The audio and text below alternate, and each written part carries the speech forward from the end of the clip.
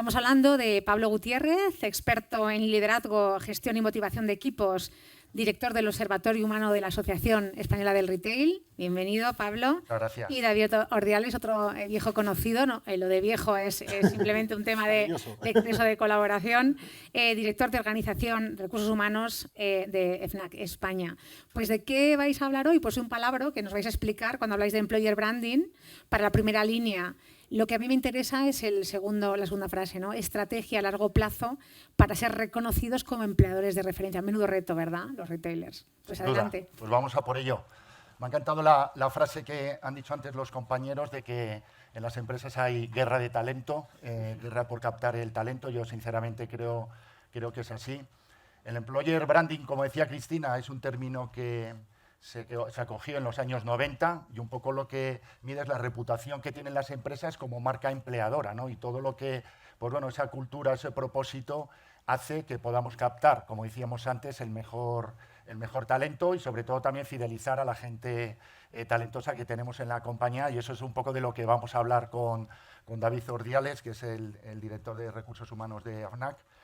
Que hacen ya muchas cosas, no voy a hacer spoiler, pero sé que trabajáis mucho en esto, habéis tenido premios en temas de riesgos laborales, trabajáis con fundaciones y asociación, sé que por cada 10 años en vuestra empresa os dan un día de vacaciones, lo cual está muy bien, que trabajéis también mucho la diversidad con un porcentaje alto de personas discapacitadas que están trabajando en vuestra empresa. Y bueno, David, la primera pregunta es ver un poco en estos últimos años, ¿qué ha cambiado en los empleados, ¿no? que van a contratar en una empresa como AFNAC o en cualquier otra? ¿Qué es lo que ha cambiado en estos últimos años? Esas prioridades, ¿no? de las personas que quieren contratar en una empresa, y luego si hay diferencias entre rangos de edad o de posición.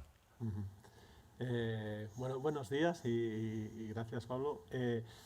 Pues realmente lo que creemos que ha cambiado es un poco el orden de prioridad, ¿no? Antes hablábamos hace 10, 15 años, ¿no? El salario, por ejemplo, como un factor determinante, ¿no? Y ahora ha pasado casi a ser algo higiénico, ¿no? Donde en puestos medios y puestos, sobre todo críticos de la compañía, se da por hecho. Con lo cual, al final, tienes que enamorar, ¿no? al candidato, ¿no? Y eso primero lo hacemos, intentamos hacerlo desde dentro, ¿no? Y también desde fuera, ¿no? Cuando comentabas, ¿no? Ese employer branding, ¿no? Nosotros hace ya bastante tiempo que comenzamos a trabajar el término embajador, ¿no? Desde un punto de vista interno, donde creíamos que la mejor manera de crear marca no era tanto hacia afuera, sino hacia adentro, que fuesen nuestros propios colaboradores, nuestros propios empleados, ¿no? Aquellos que se sintiesen orgullosos de estar en la FNAC y de poder formar parte de, ¿no? Y que esos nos ayudasen a poder atraer ese talento. Ese talento que busca diferente ahora, pues busca participar más, busca tener más información, busca dejar una impronta, busca cosas que todos hemos buscado siempre, pero ahora un poco más, ¿no? Incluso aquellos que no lo buscaban tanto, gracias a esos, también lo buscan más. Muy bien. Otra pregunta que te quería hacer, David, es ¿cómo crees que influye la cultura corporativa, es decir, todo lo que tiene que ver con propósitos, misión, visión, valores de una empresa, en esa atracción de talento y sobre todo en cómo lo podéis retener después? Para nosotros es determinante el tema de los valores. Siempre con el equipo de personas que hacen la selección es lo primero que hablamos. Tenemos que trabajar con personas que tengan y que compartan nuestros valores como empresa y personales. Si uno de nuestros valores es el respeto, es la innovación, es la diversidad, podemos trabajar y trabajamos con un grupo de personas muy heterogéneas, pero que comparten esos valores, con lo cual comenzamos desde el principio en la selección. Entonces, la selección es uno de los puntos críticos. Sí, se tiene que tener las capacidades, las hard, las soft skills, todas las competencias, pero sobre todo los valores, porque eso es lo que hará finalmente que una persona puedas retenerla, que realmente encuentre, ¿no? en tu compañía, ¿no? ese espacio donde estar feliz, estar contento y desarrollarse, ¿no? Pero desarrollarse sin estar feliz, estar contento, es un poco más difícil, porque ahí sí que entran los valores, los principios más clásicos de contratación, ¿no? Pues por un 20 o un 25% más me voy a hacer lo mismo a otro sitio, ¿no? Bueno, al final lo que intentas es que ese punto, ese entorno donde estás trabajando, pues sea suficientemente atractivo y te permita desarrollarte a nivel profesional, pero que también estés muy satisfecho a nivel personal. Y hablando de valores, ¿cuál crees que es la propuesta de valor de FNAC y qué es lo que marca vuestra diferencia? Pues si tuviese que concretar mucho, yo diría que la diferencia que nos marca es que somos apasionados, ¿no? Nos encanta lo que hacemos. O sea, yo estoy feliz en la FNAC e intentamos que todos aquellos que trabajamos en la FNAC seamos felices. Y eso viene por la vinculación que tenemos desde el principio con el producto. Nos encanta lo que vendemos, ¿no? Pero también con la vinculación que tenemos con la gente. Nos encanta la gente de dentro y la gente de fuera. O sea, aquellos que compartimos escenario, nuestros compañeros, nuestros responsables, nuestros equipos, pero también aquellos clientes que vienen a nuestras tiendas, ¿no? Y con los que intentamos mantener una relación duradera, ¿de acuerdo? Que no sea una aventura, ¿no? Sino que sea pues, algo que se prolonga durante el tiempo. Entonces, si tuviese que describirlo brevemente, pues eso, somos apasionados y buscamos personas apasionadas, con lo cual cuando se encuentran, ¿no?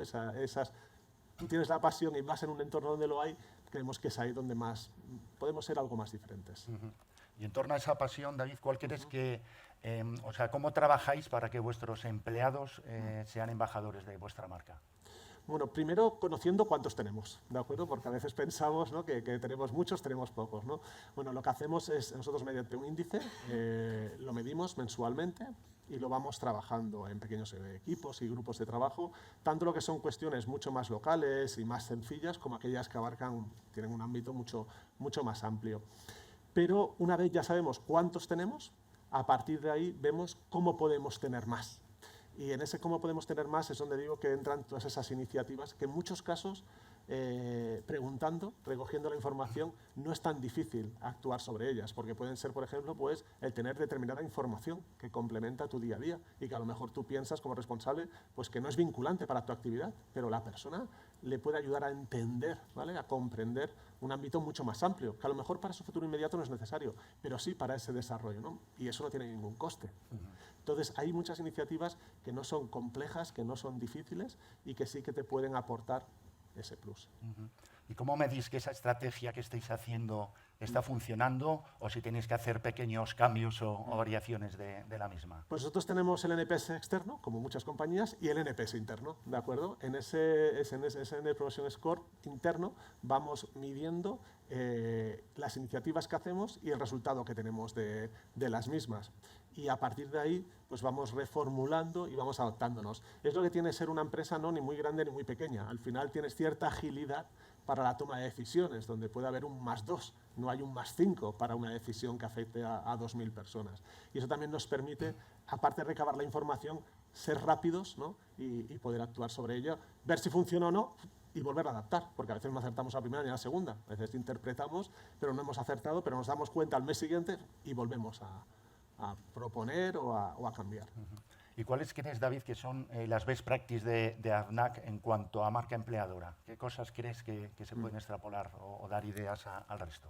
Sí. Bueno, pues muy humildemente, ¿no? Pero una de las cosas las que más hemos trabajado en el último año es, por ejemplo, en el concepto de salud y prevención, ¿no? Hemos cambiado, no un tema de branding o de naming, sino el concepto, ¿no? Pues hacia la parte de bienestar, ¿no? Y las personas que se dedicaban, que enfocábamos parte de nuestro trabajo hacia ahí, pues hemos enfocado hacia esa parte de bienestar, ¿no? Y lo trabajamos pues desde la parte física, mental, nutricional e incluso financiera. ¿De acuerdo? Bueno, pues eso es algo que nuestros colaboradores han percibido muy satisfactoriamente, haciendo talleres, haciendo coloquios, haciendo participaciones, chats con médicos, con nutricionistas, ¿de acuerdo? Donde participan los empleados. Bueno, entonces, este tipo de cosas al final hacen, ¿no? que se cree más comunidad, ¿no? Y que sea algo diferente, ¿no? a lo que veníamos haciendo. Después también ese modelo de trabajo futuro que hemos definido, ¿no? Y que estamos trabajando a día de hoy y que vamos adaptándolo, ¿no? Algunas cosas que han pasado de ser más coyunturales, ¿no? Durante la pandemia a que se vuelvan un poco más estructurales, ¿no? Que eso es el teletrabajo que todos hablamos, ¿no? Y que todos estamos viendo pues, bueno, cómo y de qué forma implantarlo. Nosotros ya lo tenemos implantado desde enero de este año, pero mucho más allá de eso, ¿no? el cómo queremos trabajar dentro de 2, 3 o 4 años, ¿no? Eso compartido con los equipos y traído al momento actual para tomar las decisiones necesarias, ¿no? Pues desde el poder ver si nuestro espacio de trabajo, la ergonomía que tenemos en nuestro puesto es adecuada o no, no para ahora, sino para dentro de 2 o 3 años. Y hablando de esos 2 o 3 años, ¿cómo crees o hacia dónde crees que va a evolucionar el employer branding? ¿Cuáles son los próximos pasos o próximos retos que crees que las compañías vamos a tener? Pues esa lucha de talento, ¿no?, que decías tú antes, ¿no? El talento, no sé si es escaso, ¿no? Yo creo que hay muchísimas personas con muchísimo talento. Lo que sí que es difícil es detectarlo. Nosotros nos ha pasado muchas veces internamente. Hemos tenido personas con un talento enorme y a lo mejor hemos tardado mucho tiempo en detectarlo, ¿no? Entonces, no siempre tenemos las organizaciones, las herramientas, los mecanismos para poder detectarlo. Yo creo que una de las cosas donde posiblemente más tenemos que enfocarnos es en detectar ese talento interno, ¿no? Porque muchas veces no es tan obvio, ¿no? Te voy a comentar muchas anécdotas, ¿no? Pero a lo mejor el mejor vendedor o el más conocedor de música clásica no lo tienes en la sección de ocio de entretenimiento, lo tienes en la logística. Dices, sí, pero no tienes habilidades comerciales. ¿Y cómo lo sabes? O sea, si no le has dado nunca ninguna oportunidad, dale una oportunidad. A lo mejor un día a la semana puede trabajar en la sección de ocio de entretenimiento. Y eso es un caso, ¿no?, a un nivel pues, de equipo base, pero puedes tenerlos a muchos niveles, ¿no? Entonces, también dentro de las organizaciones estamos viendo la manera de trabajar de forma más transversal, entendiendo más transversal como dar ciertas oportunidades que te ayuden a detectar ese talento, porque por lo menos en nuestro caso no es siempre tan obvio, ¿no? O sea, porque hay personas que saben mostrar muy bien su talento, vender muy bien su talento, pero hay otras muchas talentosas que no saben cómo expresar su talento y que igual pues no lo has detectado, llevan contigo 5, 6 o 7 años, ¿no? Al cabo de 8 años nos damos cuenta que tenemos una persona que era un crack en una posición y tenía una capacidad analítica brutal, pero no tenía conocimientos de pricing. Ya, pero es que lo podemos formar en pricing, ¿no? Y no tenemos que ir al mercado a buscar el especialista de pricing, ¿no? Entonces yo creo que ahí tenemos uno de los retos mayores, detectar el talento. Fenomenal. Pues mil gracias, David. Yo creo que hemos dado un buen repaso a todo lo que tiene que ver el employer branding, que no es solo para las empresas, como hablaban antes también en las instituciones académicas, también es importante captar ese talento para las universidades. Y nada, muchas gracias por todo, David. A ti, Pablo. Mira, antes de que os vayáis, os cojo siempre, vienes por aquí para que nos puedan ver por aquí.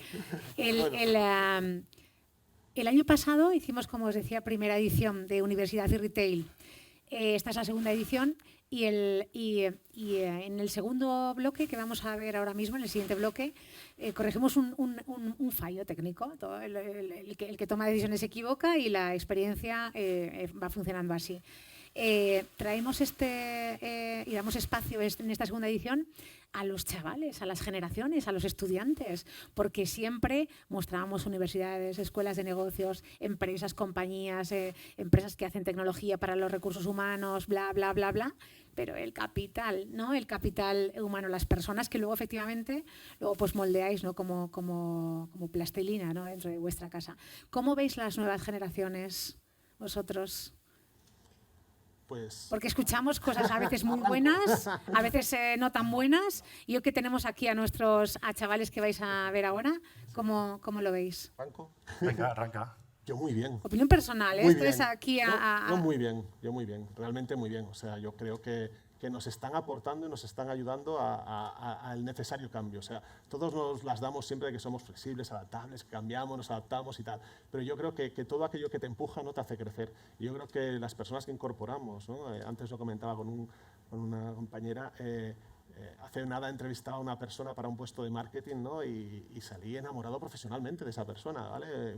Una chica de unos 25 años, con unos conocimientos, una energía, o sea, era brutal, ¿no? Y todo lo que te explicaba, me lo habían explicado muchísimas personas, pero la manera en cómo lo trasladaba y tal, decías, bueno, esta persona en el equipo va a contagiar, o sea, va a hacer un +1, +2, +3, ¿vale? Bueno. Yo creo que todo lo que tienen es positivo y es aportar. Que no son iguales que nosotros no somos iguales que nuestros padres no eran iguales que nuestros abuelos, y todos pensamos que, ¿vale? Pero hay que dar 2 pasos hacia atrás y mirar lo que tenemos delante. Yo creo que tenemos una generación con mucha fuerza, con mucha capacidad y con muchas ganas de participar, de crear, de dejar un legado, ¿de acuerdo? Con lo cual yo creo que tenemos una oportunidad muy buena. Qué bueno, positivo, optimismo, fabuloso. Sí, yo quizás destacaría que ahora la juventud tiene como el propósito muy claro, ¿no? A la hora de ir a una empresa también mide muy bien qué está haciendo la empresa por los demás, por su entorno. O sea, tiene una conciencia de ayudar espectacular, ¿no? Y eso yo creo que es uno de los valores más importantes y que pueden aportar sin duda a incorporarse. Qué bueno, pues bueno, optimismo en vena, ¿verdad, chavales? Pues muchísimas gracias por participar. Muchas gracias.